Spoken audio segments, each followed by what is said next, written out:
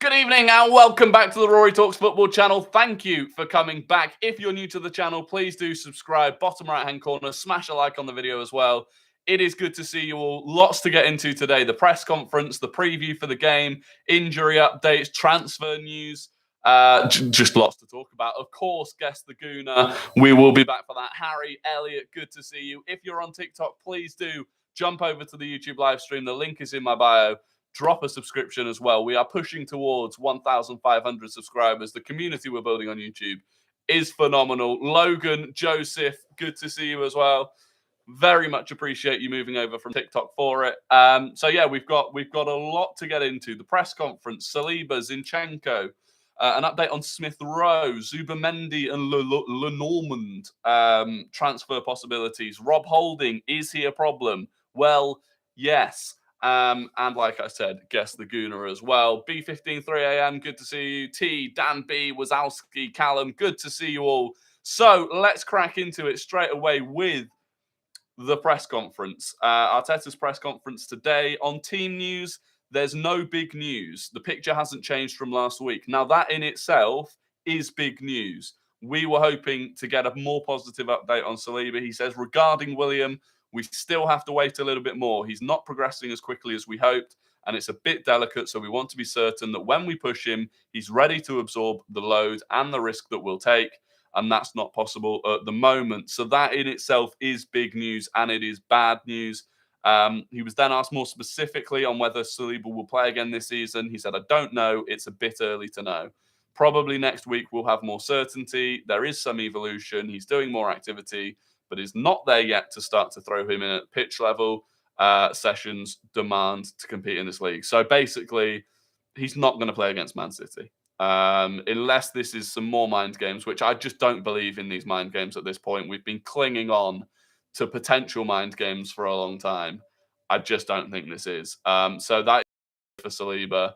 And then it's pushing on. Then you start looking at the fixtures beyond City. You start looking ahead to games like Newcastle away and Chelsea. And look, it wouldn't surprise me at this point if he doesn't play again this season, which is a disaster. He was asked about Zinchenko. He said, and this is more about not hammer blow, but considering we saw him in training yesterday and thought he was going to be all right, he said we'll see about that one as well. It's not certain. It's a muscular injury and it needs some time to heal, and we're not there yet. So there's a chance that we also don't see Zinchenko. And look, we explained earlier in the week why missing Zinchenko was big against West Ham. And don't get me wrong, we should still beat Southampton without him, but it's difficulties within the squad that we could certainly do without. Southampton should get battered, according to Harry Hume. And you're not wrong. You're not wrong, Harry. And look, without Zinchenko this season, 9 Premier League games he hasn't started. 7 of them we've won, and 2 of them we've drawn. Those 2 draws were the West Ham game just gone and Southampton away. Look, we should have enough to beat them without Zinchenko. But it also just means, again, he's hopefully going to be coming at least into the City game, but having not played for a couple of weeks, which isn't ideal. We must recall Cedric. I'd rather put myself at right back than bring back Cedric, if I'm honest. Genuinely. On whether he will continue to... on Saka's response, to missing a penalty, he said that's the way he is. He loves the responsibility, but as well, he puts a lot on his shoulders. If he had any doubt about how much people loved or respected him or admired him at the club, he had a very overwhelming reaction from everybody in the building and at the club. I think at the end of this, it can be something very positive that can give him a big lift, because everyone reacted in an unbelievable way towards him because he deserves it because of the way he is. And look, that's very similar to the reaction he got when he missed the penalty at the Euros. Everyone around him, and it looks like they have done again. Callum says, hopefully it's mind games by Arteta. I've just not given up on mind games, but we haven't had mind games for a while, and we've been kind of praying that it is mind games for too long. So I've kind of given up on mind games. Play Cedric right back and Ben White centre back.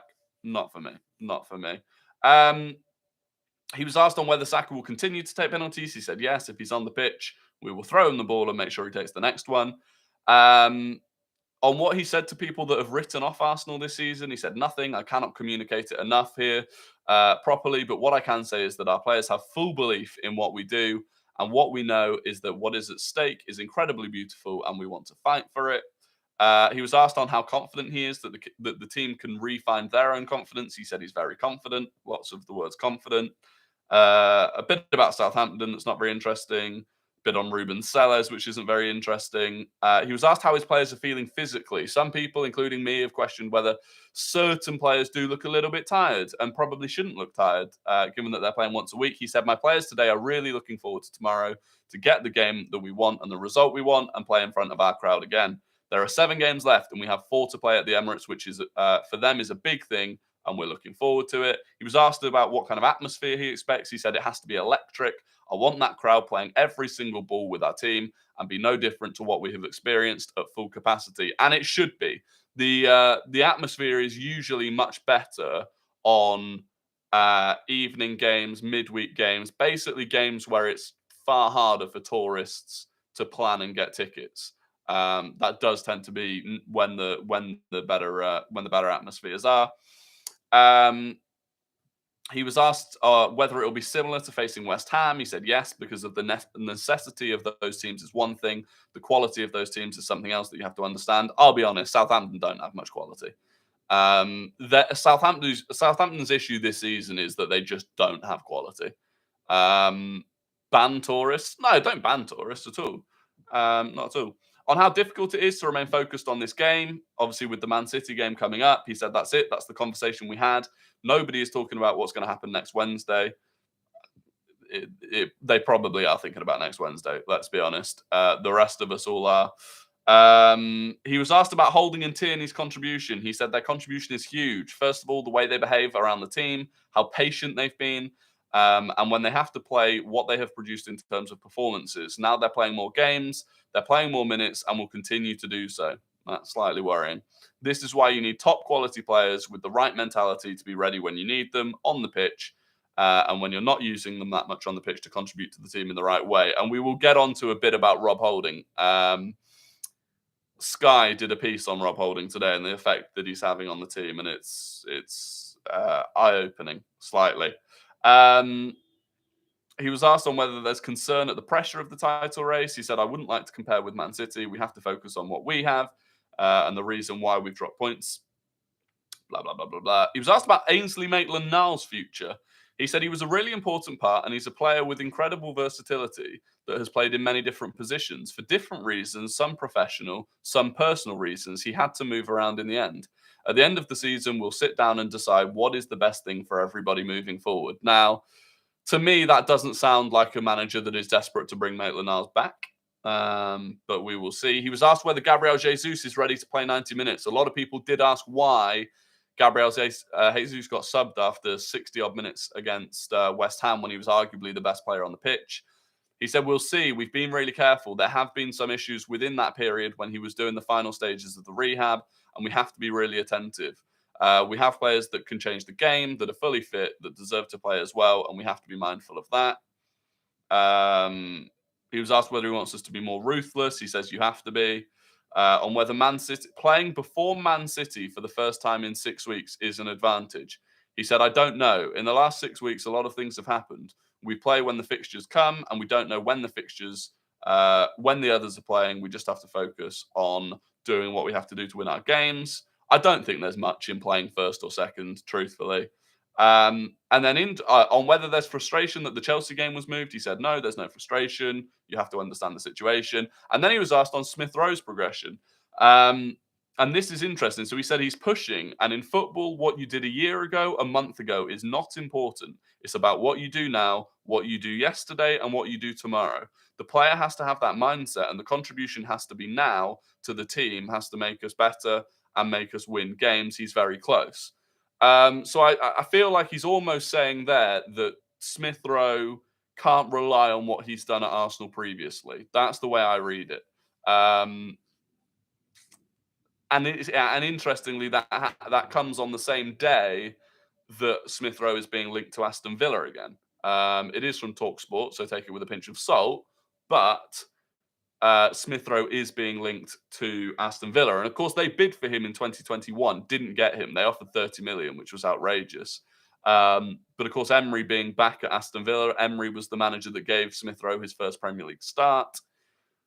And he wants him back, seemingly. And that statement to me from Arteta isn't massively warm towards Smith Rowe. Obviously, he ends it with he's very close, but I feel like he's been saying that for a long time, and I don't really know what it means because obviously he's fully fit and ready to play. So I don't know if that means he's very close to starting. Joseph says, Rory, would you take 100 million for Martinelli? No, not right now. And Vic says, which Arsenal players would you like to come back on loan? I guess you mean come back from loan and not go out again. Honestly, only really following Balogun. I think you look at the likes of Pepe, Nuno Tavares, most of them are going to get sold, truthfully. Would you prefer to sign Lavia for 30 million or Rice for 85? Probably Lavia for 30, but I think Man City have got some sort of option to buy him for 40. Would you consider playing Walters and moving White to centre back, or just play holding? The worry with playing Walters is that it's an incredibly, it's an incredibly difficult time to start trying to put him into the team in a title run, and it could affect him long term much more than the benefit you'd maybe see from having him play. So I probably wouldn't. But yeah, so I wanted to talk about this Rob Holding problem. Sky did a piece. You can see it yourself. It's called William Saliba's absence hurting Arsenal offensively as well as defensively in the Premier League title race. And this is the problem that you might not necessarily notice when Rob Holding's playing, in terms of they aren't direct. They're not direct mistakes or anything that he's making, but just the nature of his ability as a player massively affects us in quite a few areas. So the first one is, and this is about quality, is the comparison between their passing. So passes attempted per game, Saliba 69, Holding 63. Passes completed per game, Saliba 63, Holding 53. So 10 fewer passes a game.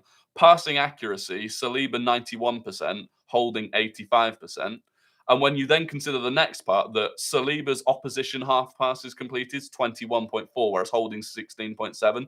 So Saliba has a far higher passing accuracy and is passing in what you would consider to be more dangerous areas, because he's passing in the opposition half more often than Rob Holding. So that's a problem in itself, and that is down to ability and passing ability, and it does limit our ability to dominate a game. That's one of the things we have. We play a high line and we dominate possession. And then the next thing that you look at is the effect of where Saliba and where Rob Holding are normally passing to. So Ben White, which teammates do they pass to per 90? So Holding passes the ball to Ben White 8.2 times per game. Saliba, it's 15 times. So there's a massive drop-off in how often the ball is going out to Ben White. The exact same applies to Bukayo Saka and also to Thomas Partey. So three of the players that do the most on the ball for us in the attack, in terms of Saka, Ben White and Partey, and building up that play down the right-hand side, all three of those are receiving the ball from Holding far, far less than they do from Saliba. And that is definitely a problem. You then can look at Saka's drop-off, and Saka has had a drop-off since playing with Saliba compared to without Saliba. Saka's number of passes per game is massively down, his touches per game, his chances created per game, his shots per game, and his shots on target. He's having fewer than half the number of shots on target per game without Rob Holding without Saliba than with Saliba. It's a problem. And then there's a comparison of attacking flanks. So our attacks down the right-hand side and down the left-hand side, and basically without Saliba, the number of attacks we have down the right-hand side has massively fallen. And so whilst we're looking at saying, maybe Saka's is tired, maybe actually it's to do with Rob Holding being in the team. And it's problematic. It is problematic. And I think the problem is you could argue that it's actually Saka that's dropped off, and that a lot of those problems are being caused by Saka dropping off. But truthfully, the big change is Holding coming in for Saliba. And when you play, because Holding has to sit back more because he knows he hasn't got the recovery pace, it means that the balls that he can play out aren't as easy to Ben White, to Bukayo Saka. So it's a good article to read on Sky. I would recommend it, and it shows where there is a less obvious problem with Rob Holding, but it is a problem nonetheless. Jay on TikTok says my voice matches my face. I don't know if that's good or bad. Luke says Saliba and Gabriel have more freedom and can make more risks when they're both playing. With Holding, it affects everything. Partey, White, and Saka, they aren't getting the same product they do with Saliba. Bang on. Absolutely bang on. And Joseph said Rob Holding needs to be pushed up to striker. No, thank you. Ryan does FIFA. I don't get why people are so certain that City have won the league. They win their game in hand and we're a point clear. We don't have to beat City, although it would be but a draw would be okay. Yeah, you're absolutely right. You're absolutely right. The title is nowhere near over. A draw at City keeps us in the driver's seat. And their fixture schedule towards the end of the season is looking absolutely brutal. If there's any team that's got a squad that can handle that, it is Man City. But they do have fixture congestion right at the end. There's a reason Cedric doesn't play for Fulham. Exactly. There is indeed a reason that Cedric doesn't play for Fulham. Anyway, moving on to now is the time. I think we just have to trust Arteta after all. He knows who will be able to do the job the best. Yeah, I don't disagree. Brighton and Brentford are not easy games at all for them. Absolutely. They played Brighton and Brentford in the final 4 days. Do you think Saliba will be back to the City game? No, 100% not, unfortunately, Ricky. Arteta said that he's not progressing as well as he was, and that they don't even know if he's going to play before the end of the season, let alone next Wednesday. Transfer news. So this is coming from Fabrizio Romano. He said Arsenal sent their scouts to follow both Martin Zubimendi and Robin Lenormand in Spain. The plans on new signings will be made in the next weeks. Nothing is advanced yet. So Zubimendi, we were interested, both Real Sociedad players. Zubimendi, we were linked to a lot in January as a midfield option. Very talented player, but didn't want to leave Sociedad in the January. Potentially will want to leave in the summer. Again, this is one of the many midfield options that will exist in this summer transfer window. And Lenormand is a right-footed right centre-back that could be excellent backup to William Saliba. He's French, 26 years old, 6'1", and is a regular for Real Sociedad. Now, look, he's not one of those players that is potentially going to be an absolute world-beating top-level centre-back, but is the sort of player where if you bring him in, the difference and the drop-off from Saliba is far less than the drop-off to Rob Holding is. So a potential right centre-back option. And look, we've been talking about it the last few days that there aren't that many knocking about. So it'll be interesting to see how those progress. But the scouts are out there enjoying sunny Spain. Joseph says we take 40 million for Smith Rowe, and that's it, I believe. Look, 40 million for Smith Rowe, it would be painful. I can't lie. It would be painful. Would it be a horrible idea to try Tierney at right back and shift White? Yes, it would be horrible. It's not a horrible idea, but Zinchenko, Tierney's right foot is poor. He wouldn't be good at right back. Trying to play down the right hand side, the link up play with Saka, Tierney trying to overlap on the right hand side, make overlapping runs and cross the ball in with his right foot. Painful, unfortunately. Why can't Ben White be a backup for Saliba when Yasu isn't injured? He can be. But Tommy Yasu's injury has been far more significant than I think people realised at the time, just because of how it's coincided with Saliba's injury. Tierney's barely any right foot. Yeah, absolutely, Dan. Absolutely. And that is a problem. So look, that's all of the sort of news and stuff. In terms of the game tomorrow, how would I line up? Well, if Zinchenko isn't fit to play, which I'm gonna assume Zinchenko is not fit to play, then for me the starting lineup is the same as the West Ham lineup. It is the same as the West Ham lineup. I don't think dropping Saka is particularly useful. So I would start the same. And look, at home with that lineup, I would expect us to win quite comfortably. We will concede because that's what we do. So I'm predicting 4-1. So I'm predicting Ramsdale, White, Holding, Gabriel, Tierney, Partey, Xhaka, Ødegaard, Saka, Jesus, Martinelli, which again I still think is probably a bit harsh on Trossard. But that would be the lineup. 4-1 is the score prediction. Saka will be on the score sheet. 100% Saka will be on the score sheet. Jorginho, I believe, should get a run mainly at home. Partey has been overused, getting fully fit for the City game. I think Partey should be fine. We're playing once a week. We're not playing that much. Any updates on Evan Ndika? Thought his contract was up at the end of the season.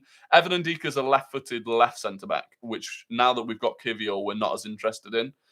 His contract is up at the end of the season. I think he's actually most likely going to Borussia Dortmund. But also, there were problems when Arsenal were interested in him. There were problems. His agents wanted like obscene amounts of money. Wanted him to be on obscene amounts of money. So Ivan Fresneda for Arsenal this summer. What do you think? Ivan Fresneda is still an option at right back. You get tickets to the game, or you on FTV again? Right now for Southampton, I've got nothing. I'm not on any. I'm not on any podcast or anything, and I've not got a ticket. I'm trying to get a ticket. Hopefully, I will get a ticket. Lukonga for Elise swap deal. Lukonga for Eze, I wouldn't mind. Lukonga for Eze, I would not mind at all. Schlotterbeck as Saliba backup, according to Arteta's right. So I don't want Zaha this summer. Yeah, I'm not massively keen. Right, it is time. It is time for Guess the Gooner, the game where I give you an ex or current Arsenal player. I give you their career path with everything apart from their time at Arsenal. So you don't know whether they're currently at Arsenal, if they started at Arsenal. And you've got to guess who it is. The pride goes to the person that guesses it first in the YouTube chat. If you're on TikTok, jump over to the YouTube chat. Link is in my bio. The pride goes to them. It doesn't look like Ross Lawson is here. I don't actually think it was Ross that won it yesterday. I can't remember who won yesterday. But here we go. This is an ex or current Arsenal Gooner. Arsenal Gooner? Just Gooner. So this player started at GKS Tichy.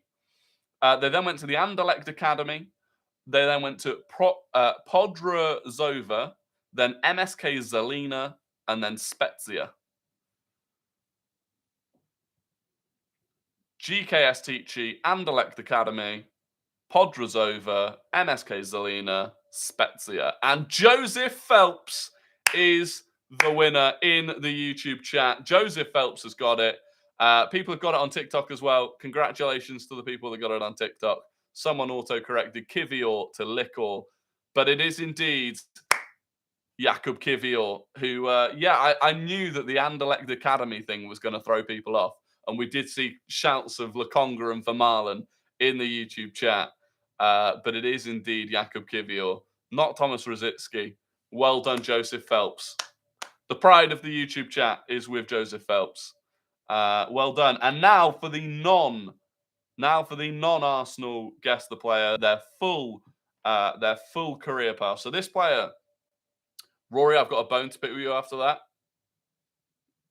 Game's the game, mate. The game's the game. This player started at Newcastle. They then went to Preston on loan. They then went to Liverpool. They then went to West Ham on loan. Then West Ham permanently. Then Newcastle. Then Reading. Then West Brom. And then back to Reading. Who is that player? So Newcastle, Preston on loan, Liverpool, West Ham on loan, West Ham permanently, Newcastle, Reading, West Brom, Reading. And it is Dan B that has got it in the YouTube chat. Dan B is the first one to do it. Lots of people have got it on TikTok as well. It is indeed Andy Carroll. And the reason he was in my head was because of that insanity last night, where he put Reading ahead. And then 5 minutes later, he punched the ball, tried Diego Maradona, and got sent off for it. Absolute prime Andy Carroll for you. Still probably one of the worst signings in Premier League history. At the time that Liverpool signed him for 40 million for that player, abysmal. How often do you stream? Every day, pretty much, Luke. Every day, 5 p.m, live on YouTube. The only times I'm often not live is if Arsenal have a game and I'm out on FTV or at pitch side or whatever. Love your takes all the way from Oklahoma. Shout out to Oklahoma. Rory, I'll keep my streak and guess the Gooner tomorrow. Well, good luck, my friend. Good luck, my friend. But well done. Well done to everyone that got those right. Appreciate those of you that got it right on TikTok as well. Here from Australia, it's 2 a.m. Well, I appreciate it. I appreciate the Australians. I think we should sign a new right back when Tommy is fit because he can play centre back and left back. This also means we can sell Tierney. Yeah, I don't disagree. Can I quiz you, Rory? You can try and quiz me, Ryan. Yeah. Reports are suggesting Saliba will start the Man City match. I've not seen those reports. The reports we've heard from Mikel Arteta regarding Saliba are not good. They are not good. In fact, I will quote exactly what he said on Saliba. He said, I don't know. It's a bit early to know. Probably next week with more certainty. There is some evolution. He's doing more activity, but is not there yet to start to throw him into the pitch at the level the sessions demand to compete in this league. So unfortunately, that to me does not read anywhere near Saliba starting against Man City, which is a shame. We need to wrap up the game tomorrow early because we're capable and rest a few players to be in the best shape against City. Yeah, I don't disagree. Surely doing a meetup with Nick Stav. If I can get a ticket, yeah, me and Nick were speaking, but I really do need to get a ticket for the game. So that will be my entire evening this evening, spamming the ticket exchange. Feel like Diaby would be a good backup for Saka. We need another right wing, burning out Saka. Yeah, I don't disagree. I think Reece Nelson should just be given more opportunities. I won on the TikTok chat, according to Max. Well done, Max, if you did. I apologize for missing it. Super Mick Arteta, I don't think Arteta is playing mind games at this point, unfortunately. I'd love to keep holding on to the faith that it's mind games, but at this point, it's a lot of effort for a mind game against Man City, unfortunately. And Vic Savage says, do you think Kane should join Man United? I think he will join Man United. Yeah, I do think he will join Man United. I don't want Nelson to leave this summer. He had shown promise this season. I agree. Whenever Nelson comes on, he looks electric. Even when he came on against West Ham, I thought he was the best of the substitutes that came on. We've got Rory. We do indeed. Bastia, Arsenal loan, Charlton loan, Barcelona, West Ham loan, Ruben Kazan, Sion 2. I think we might have done that one. I think we might have done that one before. Maybe. Although, that's Song. That's Song, isn't it, Ryan? There are better options for under 50 mil. Yeah, I think we did Alex Song in one of the first live streams, you know. Get Per Mertesacker as a backup for Saliba? Nah, absolutely not. That was a good one. How do you get tickets? On the ticket exchange. Also, I want to talk about the women's team. Leah Williamson last night did what appears to be an ACL. That's 3 Arsenal players out with ACL injuries. Unbelievably bad luck. The way that we've been ravaged with injuries, both men's and women's teams, since Ten Hag talked about injuries, it's unbelievable. The man dropped the curse. The man did drop a curse. Would you ever consider Chiesa for a backup? I don't know. I feel like Chiesa dropped off massively after that injury. Ideal replacement for Smith Rowe? Prime Smith Rowe. My ideal replacement for Smith Rowe is just to have Smith Rowe back playing at his best. Saw that ACL. So annoying. Fit as well. No, it was the way her knee like pinged like that. It's just the worst thing to see. It is the worst thing to see. Do you think we'll win the league? Yes or no? Say it straight away. Yes. Why not? Gabriel so underrated. I agree. Gabriel has been underrated. But there we go. That is it for the YouTube stream. I appreciate all of you that came. Please, if you're new, do subscribe. Bottom right-hand corner. Drop a like on the video as well. It massively helps me. I hope you all have a fantastic evening. We'll be back tomorrow, 5 p.m. Well, actually, it might not be 5 p.m. depending on if I get a ticket. I'll let you know. If follow me on Twitter, and I'll update people on when I'm going live tomorrow. Obviously, with the game in the evening, it's a bit up in the air. But look, have a fantastic evening. I appreciate you all being here, and I will catch you in some way or another tomorrow. Goodbye.